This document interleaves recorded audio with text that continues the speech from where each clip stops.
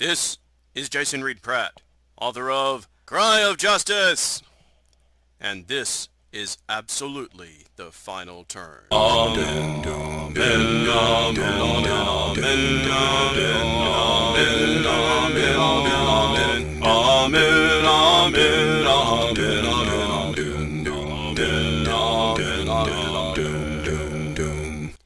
Have you ever wanted to see what would happen if the Germans solved their Nazi problem and brokered peace in the final turn of Mark Herman's political strategy board game Churchill, published by GMT Games?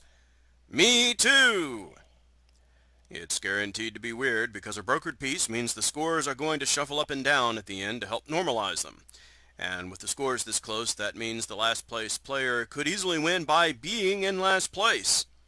In effect, the last place player finds a way to ally with the remnants of the Axis. And just to make things goofier, I have a couple of point errors to fix, both of which have been running since practically the start of the game, before starting the turn. That's what I need some propel to drink. The proper rule for global issues is not 5 points per win, but 5 points per pawn on your side. Consequently, the UK doesn't have 10 points for 2 global issue wins. Churchill only has 5 points. The United States took away 5 of those points and scored those himself. That reduces the UK to 45 points. Meanwhile, Stalin only gets a 5-point bonus for no Western Front in Germany if he himself is in Germany, which is certainly not going to happen now. Technically, the rule reads that Stalin gets the points if Germany surrenders without the Western Front entering it, but Germany only surrenders if some front enters it. No front can enter Germany now, so Germany will broker a peace instead of surrendering. That means 5 of Stalin's potential points have poofed away, reducing him to 42 points. That leaves the US leading at the start of the final turn, after running behind, and even far behind for almost all game, at 48 points. The UK in a close second with 45, and the USSR at a not too distantly close third of 42. Which now, thanks to the coming brokered peace, could in principle win Stalin the game. So begins Turn 10, the Terminal Conference in Potsdam, July 1945. Historical variant C. The card events don't affect anyone's score directly this time. There was a roll to check if a political chip would be removed, but that turned out to be Cambodia, where there wasn't. Churchill won re-election, and so got to place the global issues chip randomly on his side of the table, rolling a 3. That's 5 points if he keeps it, but remember that unless you're crushingly ahead, the brokered peace is going to neutralize scores.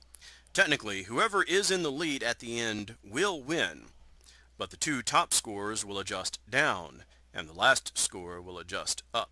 Stalin gets a card event, forcing him to put a directed offense into the Far East Theater, which has already shut down. Unfortunately, the rules are very explicit about this.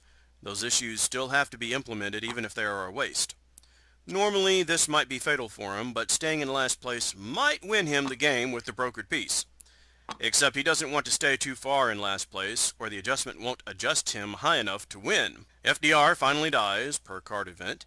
This may happen on turn 10 regardless of card event, I don't quite recall. And Truman takes over. With the Trinity Project already claimed, he'll have extra power in discussion, meaning he'll gain 1 political alignment marker if he's played on any issue. The Axis event simply puts a Japanese reserve in Okinawa, which means nothing anymore. Stalin safely rolls past his paranoia one last time, so at least his staff won't be hampered. On the other hand, he won't be getting a final Murmansk convoy production. But he does keep his Arctic production chip, which in the long run might have been his best investment in the whole game. He draws a slightly weak hand on average, plus Zhukov, who will be random and gets a little bonus on production issues. His staff will only generate offensive support in the Far East, which is useless now. But he does have a little strength in some other areas likely to be debated. Churchill pulls a moderately strong staff, but they're only useful on military topics which he cannot benefit from now. Or can he?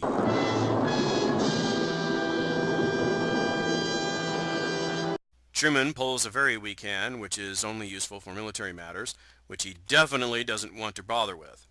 Plus George C. Marshall, who will be randomly powerful, but whose +2 buffs only matter on directed offenses. Truman and Churchill tie for the agenda, with the UK playing a 5-power card, which would be much weaker on discussions because this staff member gets weaker if Churchill is active, bumped up to 6 from the Imperial agenda ability, while Truman sent in Marshall, who totally lucks out rolling a 6. Stalin refused to play himself to break the tie, and Truman chose to pass and give Churchill a chance to play himself to break the tie. Churchill gambled that with the U.S. so far ahead and a brokered peace on the way, Truman would probably break the tie, using the United States arsenal of democracy power, in favor of the UK, which is what happened when Churchill passed. Stalin played a 1-power card. The most insane turn of the game started most insanely. Stalin put strategic production and UK production in the middle of the table, being too weak to pull them any farther. The US put the 1-3 and 2-2 poly-mill chips at his 5 slot, which is 6 minus the Soviet 1-power card. And Churchill loaded up his 5 slot, because of the same strength difference, with the UK directed offensive plus a US directed offensive and the European theater leadership. With those 3 and the global issue chip mandated by the card event, Churchill starts the discussion with 4 chips in a very strong place. In a blistering, weird discussion, Stalin and Churchill between themselves neutralize or collect the poly-mill chips from Truman's side of the table, leaving him with nothing, thus also eliminating any of Truman's hope to score far enough ahead that he could still win after the neutralization. Stalin ends with strategic materials, a UK production chip, and a US directed offense. But Churchill wins the conference with 4 chips: the UK directed offense, which he protects for himself, the European theater leadership, the 2-2 poly-mill chip, and the global issues. Churchill adds up 3 points for the final conference win, scoring a total of 48 points. Stalin, clockwise from the conference winner, starts the placement of directed offensive chips with his Eastern Front. His goal is to overcome enough of the expected German resistance to easily advance 1 space for 2 points, so that he won't be too far behind the others, but still in last place. Much to his surprise, Churchill puts in his own directed offense to help him. Unsure of what Churchill is playing at, Stalin has to put 2 of his final 6 productions into the wasted Far Eastern Front, but sends the final 4 of his production to offensive support against the Germans. Truman has to play 2 of his final 6 productions to help Stalin on the U.S. directed offense, but then spends his final 4 productions doing the same. He even adds his Eastern Theater Command offensive point, earned at the start of this turn. Churchill must commit 2 of his productions to helping Stalin too, since Churchill put his own UK directed offense there. But then he puts his final production, and the offense he earned in gaining Eastern leadership this turn, toward moving the Mediterranean front forward. He spends no production on the poly-mill 2-2 chip. The last chip is the global issues, won by Churchill. But he chooses to send his free Europe pawn over to Stalin.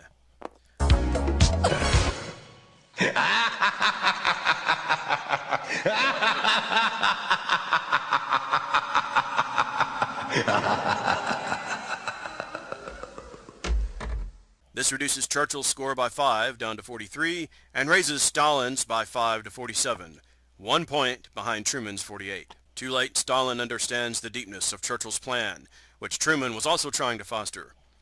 Now Stalin is locked into a definite advance for points, and maybe even a breakthrough, putting him into the lead and maybe solidly in the lead in a game where a brokered peace will take away points from the lead at the end and give those points to whoever is last.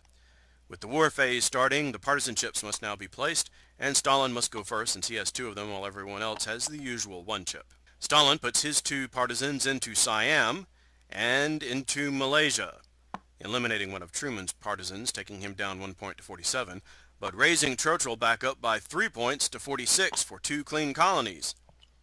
Not up by 4 points, due to Churchill already having a point in Siam, his idea being that no one would probably take it out due to giving him an extra point for cleaning the colony of influence. But now in the final turn, those extra points are coming home to roost. Truman uses his final partisanship to do nothing. He sets it aside. Churchill uses his final partisanship to do the same. He can't add points to Stalin this way, and he doesn't want to lose his shot at last place. Truman still has a political chip, however, which he could play somewhere for 2 points, but he chooses not to. Going into the final war, Truman is tied for first with Stalin at 47 points, and Churchill leads at 3rd place, so to speak, with 46. The Pacific Theater can be ignored immediately since it doesn't matter now. The Western Front won't be going anywhere since it only has 4 naval support, and even if it did, it wouldn't affect the score. In accordance with the Bott rules, Germany sends 1 reserve to Normandy for the Atlantic Wall, which is a waste, and the other 5 reserves to the Eastern Front. There, they deduct 5 offensive supports from Stalin's total of 13, leaving 8. 8 offensive support plus the Eastern Front's inherent single offense equals 9 offenses. Stalin automatically advances into Prussia with 5 of those offenses, leaving 4. Each offensive support grants 20% chance for a second advance into East Germany. 20 times 4 offensives remaining equals 80% chance. So he needs an 8 or less on the die 10. He really would like to roll 9 or 10. But Stalin rolls a 3, easily moving into East Germany. He eliminates 1 German reserve, which makes no difference, and the front wipes out partisans in Hungary and Yugoslavia, but they already have political markers which can't be affected this way, and so this makes no difference to the score. Stalin, thanks to a backhanded support from Churchill and Truman, gains 5 points, raising his score up to 52. Germany could send no reserves to the Mediterranean front even randomly. And here Churchill might have outthought himself. If he succeeds in his role, he and Truman will be tied for last place at 49 points. And with no more scoring, that would mean in a brokered peace, they both would go up 5 points and Stalin would go back 5 points, and tying together for first place, Truman would win because he finished the Trinity Project. Or that's what Truman thought, because he didn't remember that Churchill won't score an extra 3 points, but only an extra 1 point for a total of 3 on this front's track. Truman would still go up to 49, but Churchill would only go up to 47, remaining in a close last place. Consequently, it doesn't really matter what Churchill rolls here. But he rolls a 9, and the Axis pulls off one more hardcore defensive stand. With that, the war ends. Germany kicks out Hitler and his crew and brokers a peace with the exhausted Allies. Since there are no ties, the first place player, Stalin, deducts 5 points back to a final score of 47. The second place player, Truman, deducts 3 points back to a final score of 44. And for being in third place in a brokered peace, Churchill adds 5 points, teaming up with post-Nazi Germany basically, to go up to a final score of 51 points. In a brokered peace, there isn't a check for whether the first place player is more than 20 points ahead of last place, creating a second place win condition. But it wouldn't matter anyway, because Churchill's 51 is far less than 20 points ahead of Truman's 44. The highest score now wins the game, with Churchill at 51, to Stalin's 47, and Truman's 44. Niet. I do not think so, Tovarish. I have been looking into the rules, and they clearly state that whoever wins the global issue cannot avoid pulling the pawn their way, if they have one to pull.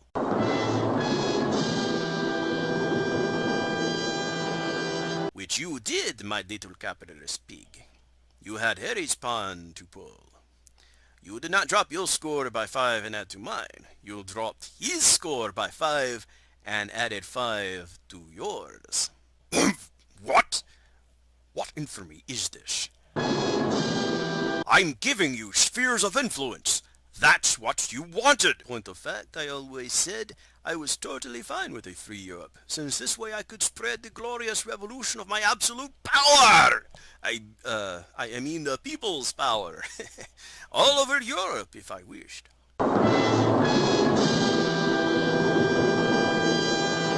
Oh, I like where this may be going. Maybe... Wait, should I still be talking like Franklin? Let us consider now the replay of your incident. Going back to war, yes? Sure, I'll just go with this. Actually, Uncle Joe, we go all the way back to the start of the war phase, where we all still have a partisan to play, and you have an extra one, and I have a political marker. Yes, good point, my fellow socialist roiling dog lackey. Now, wait just a minute. If we go back to before the war phase, that means we'll have to re-roll the combat results. They have no objections to this policy. In principle. Not sure yet if that hurts or helps me, but I can see I'm outvoted anyway. That puts one of my partisans back into Malaysia, and one of Winston's partisans back into Siam. The score needs adjusting back quite a bit. Yes, let us put pawns back where they go, all nice and tidy on Winston's side of the table. Good. Now let us recalculate, yes? Well, obviously, no one is going to change their partisan placements or their political point placements, or non-placements rather. So going back this far was pointless. But yes, there you go. Move everything around, that's fine. Put everything back where it was again, never mind. Yes, now consider this.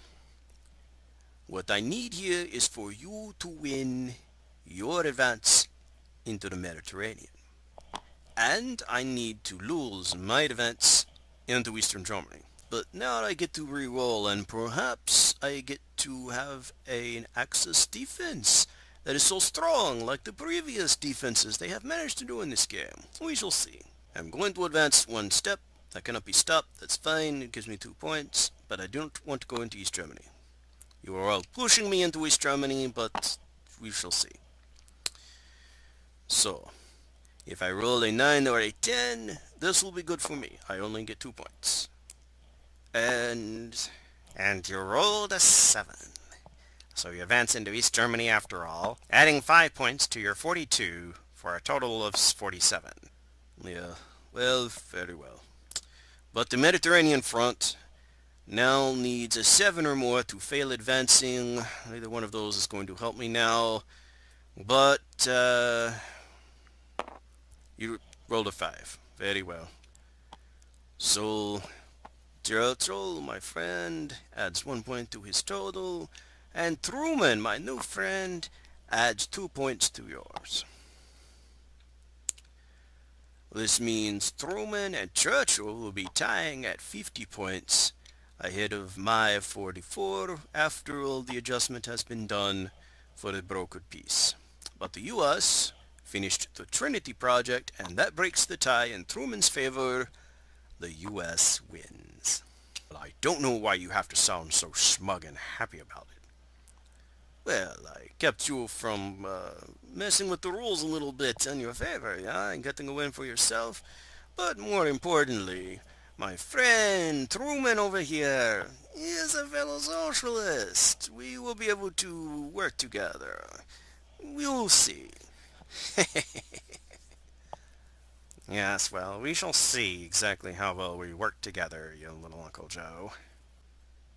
And also, as I promised from the beginning, I did lose twice.